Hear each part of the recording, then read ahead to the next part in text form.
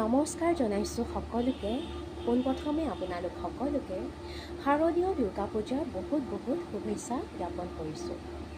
বছৰৰ পৰা বছৰ ধৰি আমি সকলোৱে অপেক্ষা কৰি থকা এই পূজাভাগ আহি পালে আৰু আজি হৈছে ষষ্ঠী পূজা, মানে যাক নেকি আমি বেলবৰণ বুলিও কওঁ।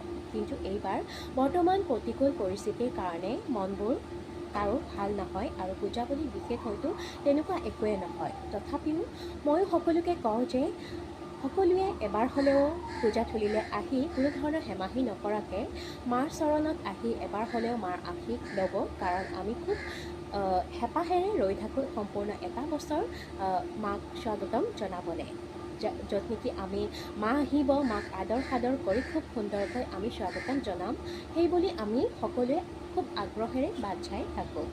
গতিকে মাৰ চৰণত আহি যেন সকলোৱে আশীষ লয়, যাতে সকলোকে শক্তিশালী কৰি ৰাখে, সদায় বৰ্তমানটোৰ লগত সন্মুখীন হ'ব পৰাকৈ সকলোকে শক্তি যোগায়, সকলোৱে খুব সাহসেৰে যাতে সদায় বৰ্তমানটোক লগত মানে চলি যাব পাৰে, সকলোৱে আহিব, আশীষ ল'ব। ময়ো সদায় কামনা কৰিম যেন মায়ে সকলোকে ভালে কুশলে ৰাখে আৰু অনাগত দিনবোৰ সকলোৰে ভালদৰে পাৰ হয়।